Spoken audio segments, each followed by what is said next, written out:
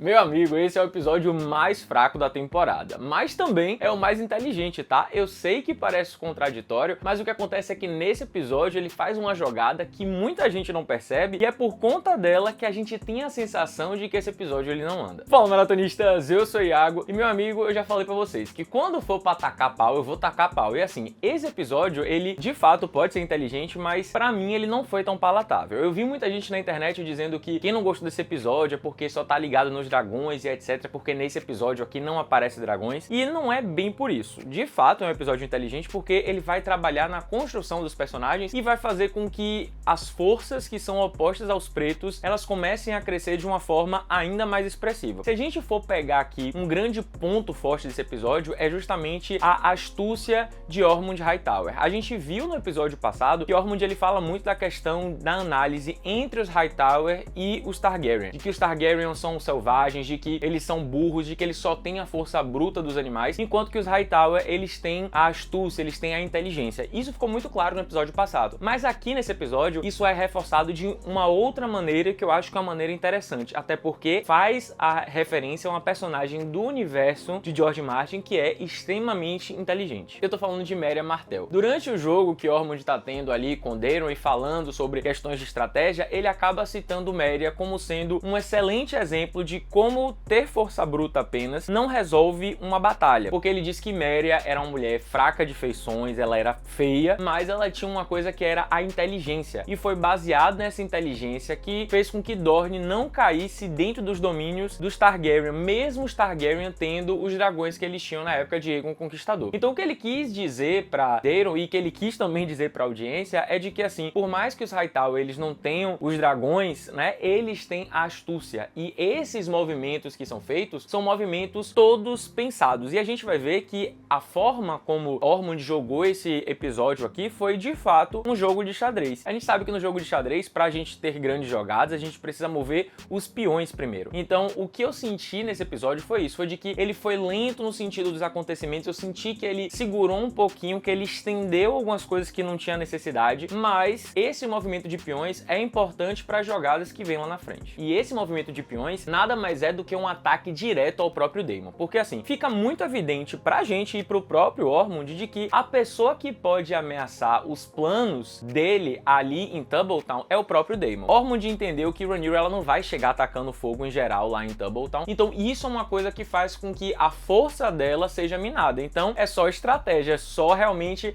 aquela batalha ali, só que ao mesmo tempo ele sabe que Daemon é fora da casinha, que Daemon é louco, que Daemon ele gosta de ver o circo pegar fogo. Então a única pessoa que poderia em algum momento acabar convencendo o Rhaenyra e acabar fazendo com que eles chegassem lá atacando fogo em geral seria o próprio Daemon. Então o que é que Oromondi ele arquiteta fazer? Ele sabe que Daemon tem um apreço e um carinho muito grande pelos mantos dourados. A gente viu no episódio passado que Rhaenyra ela descobre que alguém colocou escrito nas paredes Rainha dos Bastardos e ela pede para que os mantos dourados comecem a descobrir quem são essas pessoas. É nessa ideia de caos populacional que Oromondi ele infiltra os seus peões aí nessa guerra de xadrez. O que ele faz é, ele vai pegar pessoas que são leais aos verdes para começar a matar os mantos dourados. E aí, meu amigo, os mantos dourados vão cair igual a jaca podre. Cai um, depois cai outro, depois cai outro, e todo mundo fica perdido sem saber o que é que tá acontecendo. E isso é interessante, porque esse movimento que Oromondi fez é um movimento direto ao próprio Daemon. Ele sabe que os mantos verdes representam algo para Daemon,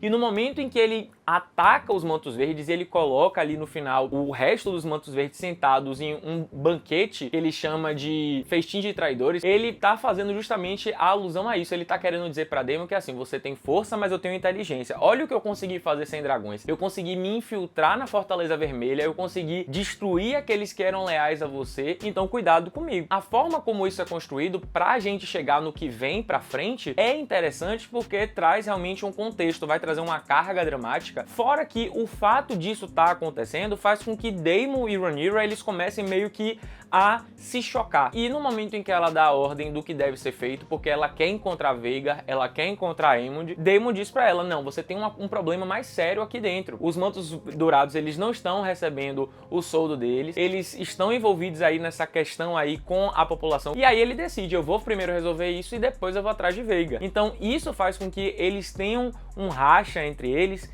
que pra Ormond, mais uma vez, é muito interessante. Sem mencionar o fato de que Ormond, ele é um louco, mas ele é um louco extremamente inteligente. Além dele fazer todas essas jogadas, ele tá jogando os peões de todas as formas que ele pode. Inclusive, ele faz com que Daeron ele seja visto como um novo rei. Ele pega, inclusive, uma moeda e entalha na moeda o rosto de Daeron. E essa jogada aí é outra jogada interessante porque cria irritabilidade, cria uma revolta e faz com que a gente tenha focos divididos. Pelo menos Rhaenyra tá com focos divididos. Ela sabe que Aegon não tá morto, ela sabe que Aemond tá desaparecido, ela sabe que Vhaega tá desaparecida, tem Ormond em Tumbletown e agora ainda Daeron Targaryen querendo dizer que é o novo rei. Entendeu? Então, assim, são muitas coisas acontecendo ao mesmo tempo que se os pretos eles não conseguirem organizar a frente para poder conseguir dominar esse tabuleiro aí, não vai dar bom. Um outro detalhe muito importante desse episódio é a questão que a gente viu que foi plantada de forma muito sutil no episódio anterior, que é a gravidez de Helaena. E, cara, esse momento aí é interessante porque a Alicent, ela sabe que se Helaena está grávida de Aegon e for um menino,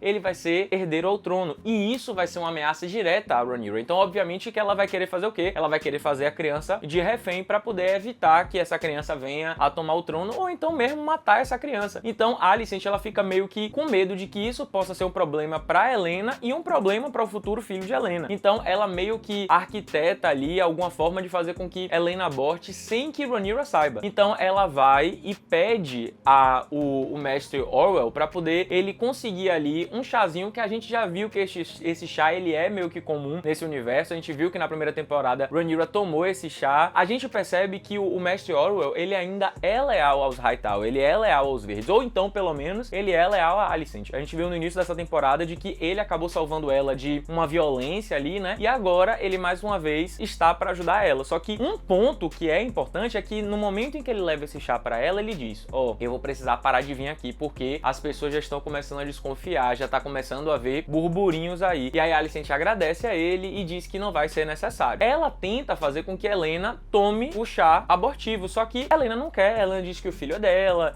de que ela não vai fazer isso. Por um lado, a Alicent tá certa, de fato isso seria um problema, mas por outro, Helaena tá certa, né? Porque é o filho dela. Só que nessa briga aí toda, o que a gente esquece é de que Missarya agora é a Senhora dos Sussurros, então ela tem acesso ali a várias informações. E não leva nem alguns segundos até que Missarya entra no quarto e aí pergunta: eu quero saber o presentinho que você recebeu aqui. E aí quando Missarya pega e cheira o frasco que tá cheio ainda, ela entende que aquilo ali é um chá abortivo. A Alicent diz: não, eu tive um amante, eu vou tomar aqui. E aí ela toma. Esse ponto aqui mostra a questão da maternidade de Helaena e esse é um ponto importante até para o futuro dessa personagem. A Alicent, ela percebe que elas nunca serão livres, elas serão reféns a vida inteira de Rhaenyra, então ela precisa fugir, ela precisa ir embora. E aí elas tentam arquitetar uma fuga. E aí, nessa fuga, elas acabam sendo pegas por Missarya. E aí Missarya diz pra ela: ah, então essa tal dessa Helaena que tá grávida, né? Não é você, eu vou precisar contar a rainha. E a Alicent, como uma boa Hightower, se você não contar isso pra rainha, você vai ficar na conta dos Verdes. Se você precisar de um favor dos Hightower, você vai ter esse favor dos Hightower. Então ela meio que consegue convencer Missarya a não contar pra Rhaenyra sobre a gravidez de Helaena. Por mais que a Alicent não tenha conseguido fugir da primeira vez junto com a Helaena, elas descobrem no quarto que elas estão, que é o quarto de Baela, que existe uma passagem secreta. Ela meio que descobre que foram os túneis que Sangue e Queijo utilizaram para poder cometer a atrocidade que eles cometeram na segunda temporada. Então elas entram por esses túneis aí, e aí elas ficam meio que procurando ver que o túnel tá fechado. Então a gente vai precisar ver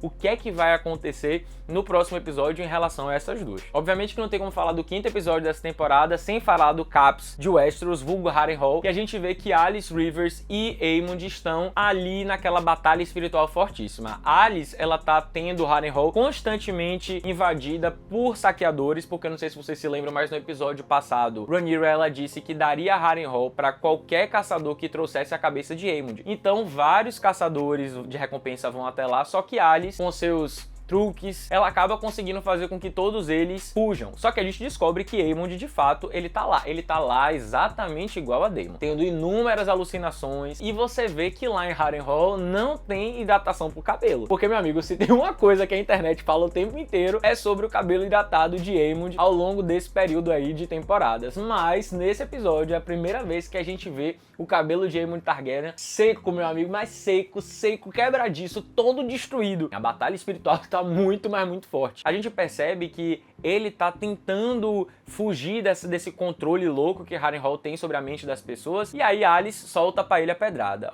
Veiga fugiu, ela foi embora, ela te abandonou. E aí Aemond diz, cara, não pode. E de fato não pode. A gente sabe que a ligação entre o dragão e seu montador é uma ligação extremamente forte. Então provavelmente ou Veiga saiu pra poder se alimentar, ou então Alice tá escondendo ela. Pode ser que seja uma questão assim de feitiço, ou então Aemond pode estar tomando algum tipo de chá alucinógeno, alguma coisa que tá fazendo com que ele não enxergue a realidade da forma que ele deveria enxergar. Mas independente do que seja, meu amigo, funciona, porque eu acho que o objetivo de Alice é justamente isso, né? Ela ter Aemond ali, ela ter Veiga, que é o dragão mais antigo ali, é pra ela uma garantia de que pelo menos ela tem alguma coisa pra barganhar se no final der algum BO. Então essa relação aí de como Aemond ele tá ali em Harrenhal e do que isso pode trazer pra esse personagem, eu sinceramente achei esse arco bem chato, e eu não gosto muito desse arco de Harrenhal. Não gostei quando foi com Daemon, e agora também não gostei, achei um arco chato. Mas a gente precisa ver qual vai ser essa relação de Alice Rivers com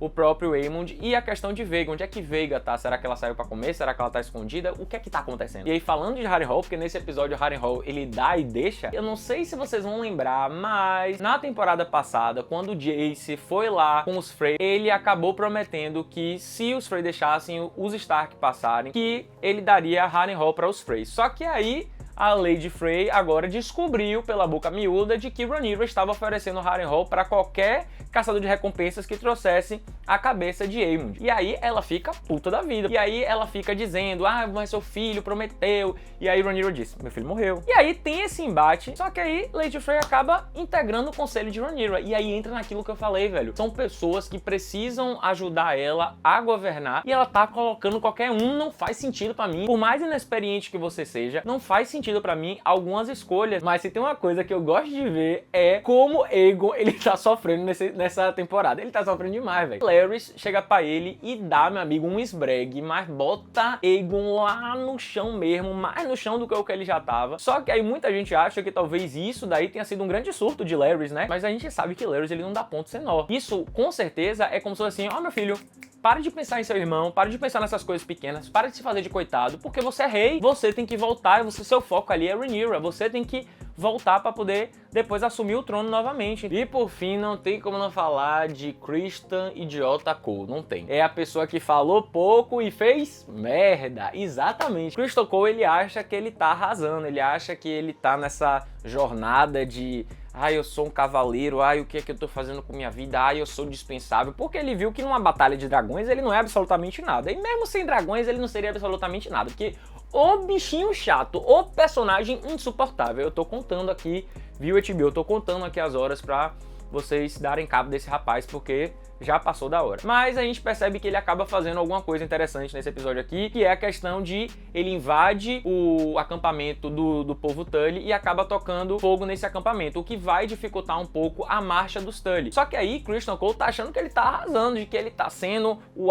Ice, que ele tá sendo um verdadeiro Ormond Hightower. E meu amigo, você não é, você é uma porta, pelo amor de Deus. E aí o que acontece é de que ele tá achando que ele tá arrasando, só que a gente tem o craque do jogo. E eu tô falando do Lord Tully. Cara, esse menino, ele é um fenômeno, porque ele percebe a malícia de Criston Cole, ele percebe, ele diz assim, ao invés da gente bater de frente, vamos fingir que a gente tá jogando o jogo dele. Cole começa a marchar pra tentar continuar atrasando, né, o exército, só que aí várias armadilhas são colocadas no caminho. Primeiro eles perdem os cavalos, e aí quando eles chegam na ponte, eles descobrem que a ponte, ela tá queimada e não tem como eles passar. Ou seja, eles andaram, e no final não vão conseguir mais atrasar o exército. Por quê? Porque Lord Tully ele foi muito mais inteligente do que Criston Cole. Então sim, cara, esse quinto episódio ele foi de fato o mais fraco. Eu acho que eles se seguraram muito e estão deixando muita coisa pro final, e eu não gosto quando isso acontece, porque no final eles correm muito e aí coisas que poderiam ser mais elaboradas acabam ficando muito curtinhas. Mas, por mais que